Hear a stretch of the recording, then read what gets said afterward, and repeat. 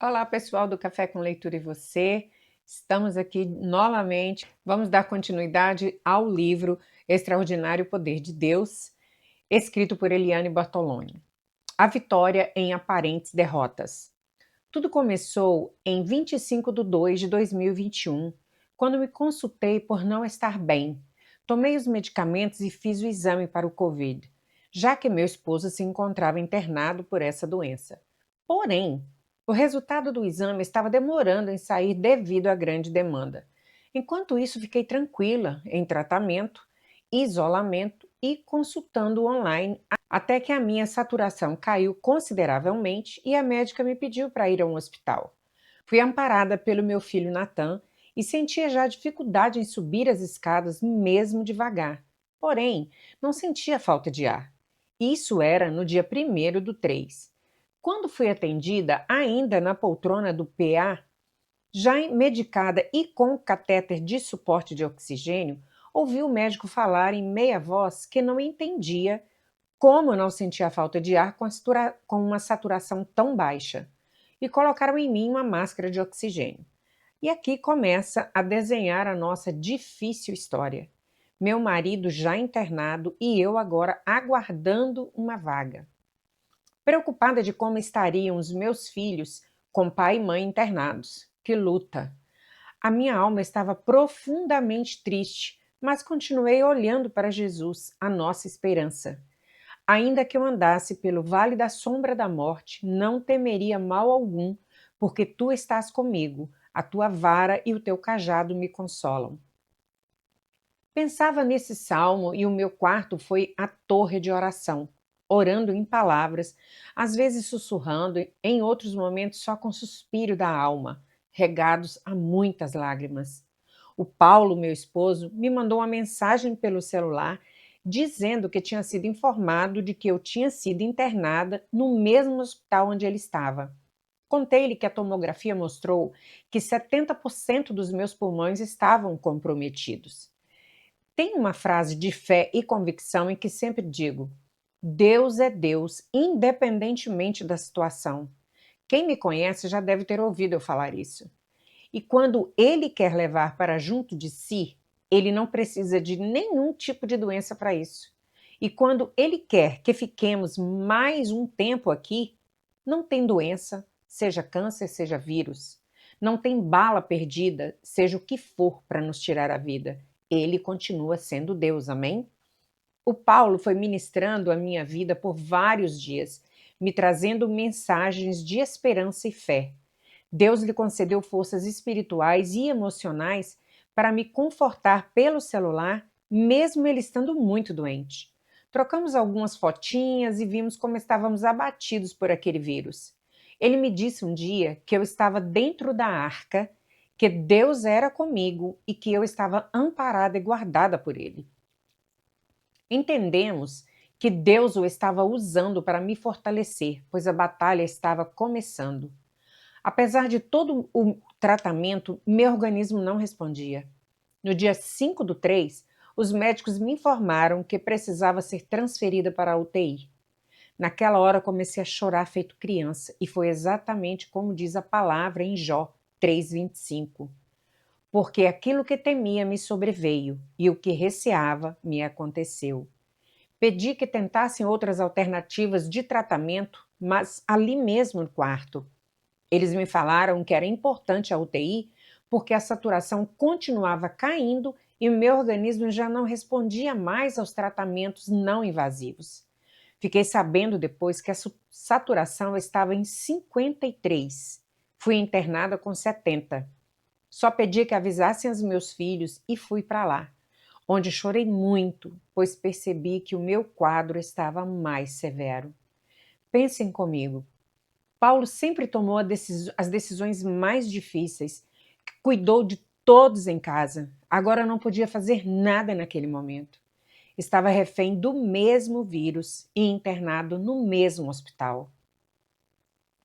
Só Deus sabe o quanto ele estava me fazendo falta.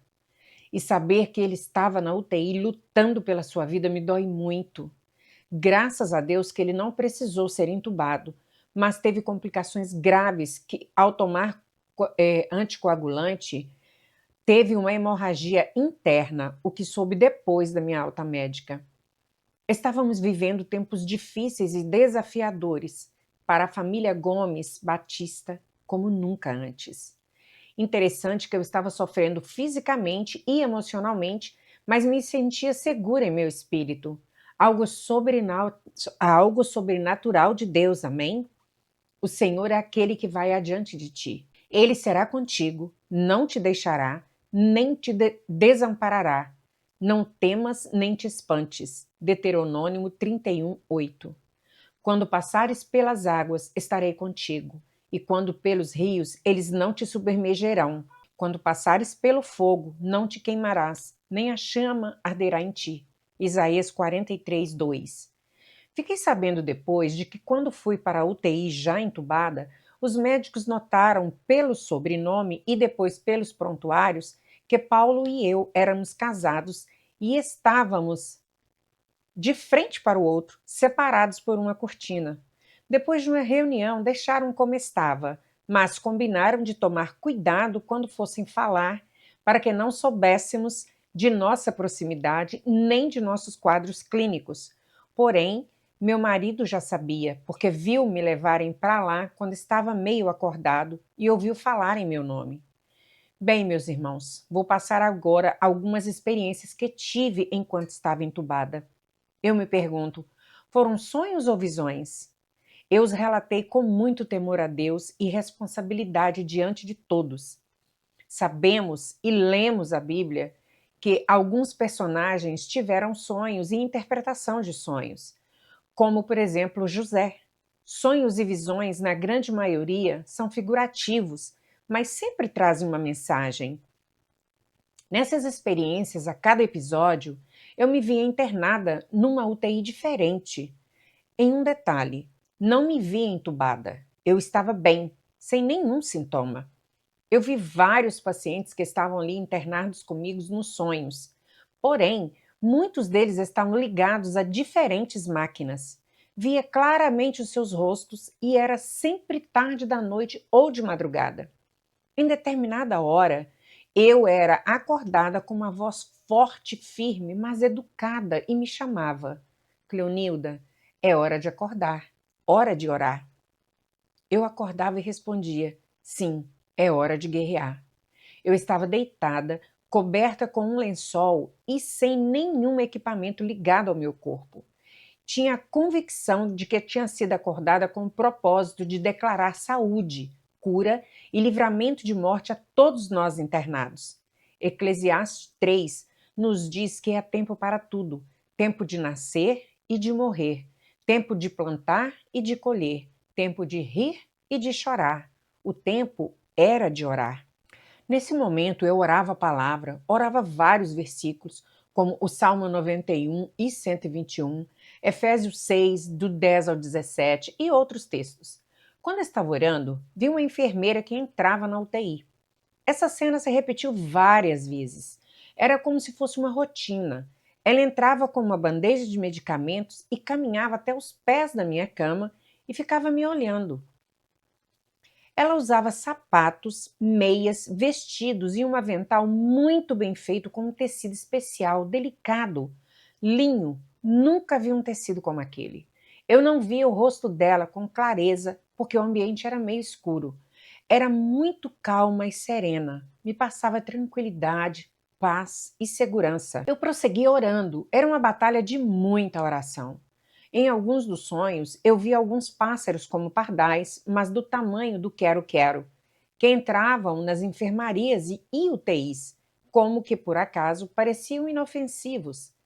Depois eu via que seus olhos eram carregados de muito ódio e compreendi que eram aves malignas, que neles estava o espírito de morte querendo levar alguns pacientes. Eles tinham vindo com o propósito de destruir e matar quem e quantos quisessem. Eu começava a clamar por socorro de Deus.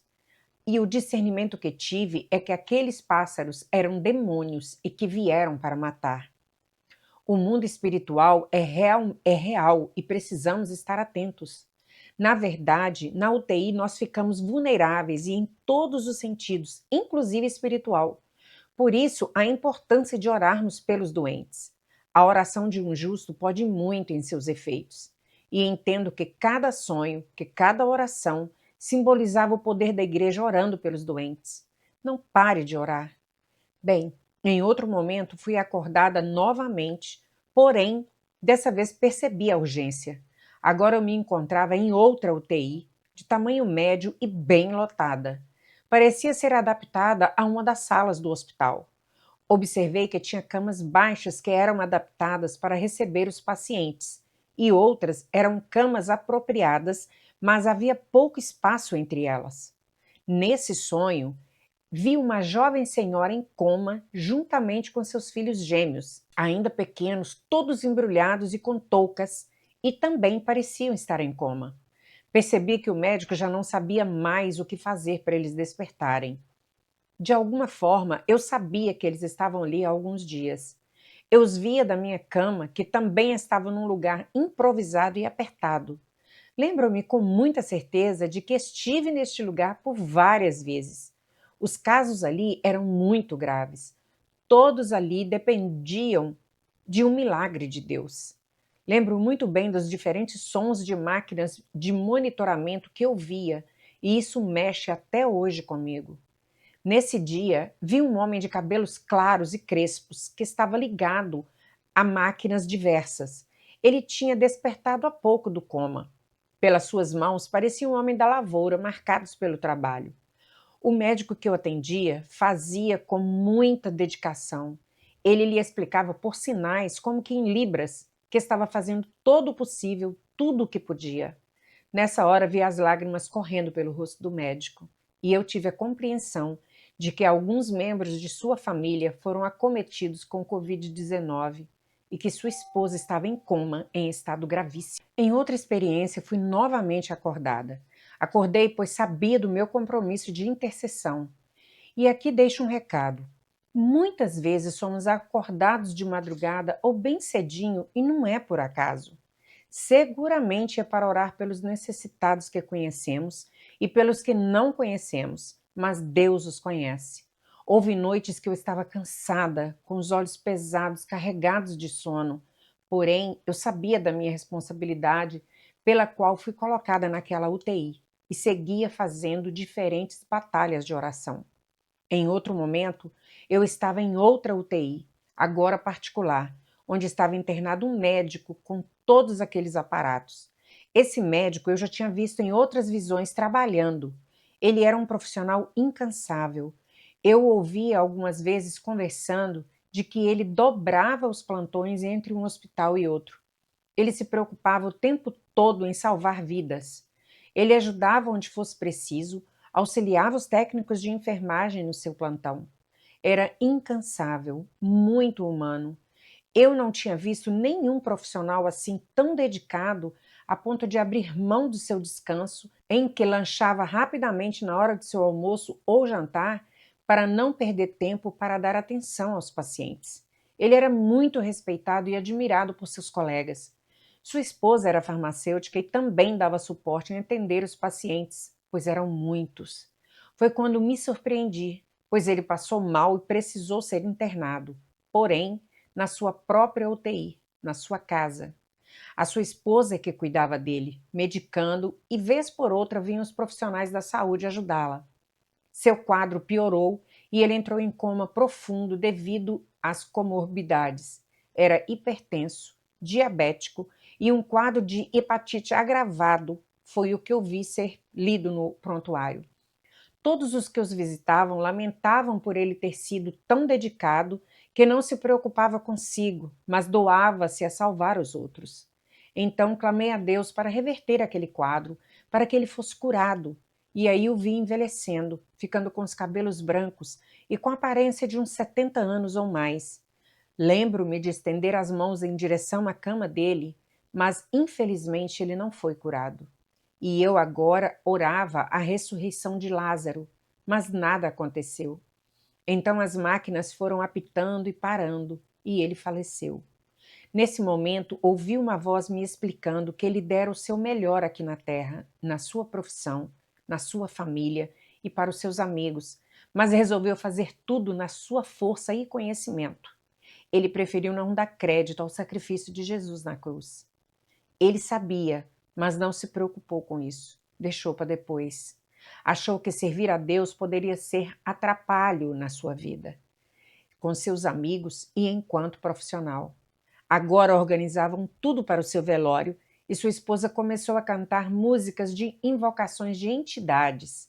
E de alguma forma eu sabia que as entidades viriam buscá-lo. Meu coração se encheu de tristeza, porque ele era um homem bom, mas não aceitou Jesus como seu salvador. Ganhou o mundo, mas perdeu a vida. Vou encerrar contando essa última visão. Estava no quarto de enfermaria quando vi uma mulher haitiana vestida com aqueles vestidos coloridos e turbantes na cabeça, que chegou e sentou-se ao lado da minha cama. Ela falava com dificuldade o nosso idioma, mas eu entendia muito bem. Perguntou o que eu tinha e lhe falei que era Covid-19. Perguntou se eu era cristã e ministrou uma palavra de encorajamento e de cura. Ela me disse que não seria fácil, mas Jesus estaria comigo todos os dias. Depois, em outro momento, veio ela e seu esposo. Ele trabalhava nos serviços de reforma do hospital e ela trabalhava nos serviços gerais. Eles me disseram que eram de uma igreja evangélica do Haiti e que estavam fazendo a obra do Senhor no Brasil. Ministraram uma palavra de fé e de conforto por tudo o que ainda havia de passar e se foram. No dia seguinte, em visão, perguntei sobre eles e me disseram que eles não trabalhavam mais no hospital. Quando fui estubada, fui levada para o quarto de enfermaria, o mesmo do sono. Fiquei na mesma cama e exatamente na mesma posição. Vive para sempre Deus de mistérios. Ainda vivenciaria dias difíceis entre horas de lucidez e horas, e outras nem tanto, por conta dos efeitos dos sedativos e medicações. Ali, todos os profissionais fizeram um bom trabalho. Não poderia deixar de agradecer a todos aqueles e aquelas que trabalharam além do que foi mandado e pago. Atenderam-nos além de seu profissionalismo nos dias em que fiquei na enfermaria e restrita ao leito. Foram especiais nos tratamentos com empatia e paciência. Quando eu estava com muita sede, eles me davam água na seringa e isso era um oásis. Souberam lidar comigo nos momentos de maior fragilidade e sofrimento emocional. Deus me avisou das aflições que estavam por virem na pós-extubação. E isso me aproximou ainda mais de Deus. No dia 19, dia do meu aniversário, 19/3, ganhei a tão sonhada alta médica, ainda dependente do oxigênio e tratamento a seguir em casa. Nesse dia, pedi ao meu filho que levasse um bolo de chocolate e refrigerante para a equipe de plantão em demonstração do meu carinho e gratidão. Para fechar o capítulo da minha história, meus sinceros agradecimentos ao meu esposo, filhos e noras, bem como a todos os familiares, amigos e irmãos, de perto e de longe, que oraram por mim e celebraram pela minha vitória. Obrigada a todos da equipe de saúde que me atendeu e a todos que nos presentearam com tantos mimos como flores, cestas, sorvetes, tortas e até com uma carne assada no domingo. Que Deus Pai Todo-Poderoso os abençoe e os recompense 4 vezes mais o que fizeram por mim e por minha família. A Deus minha eterna gratidão.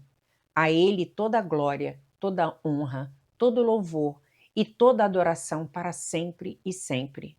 Amém, amém e amém. Cleonilda Gomes Batista, Curitiba.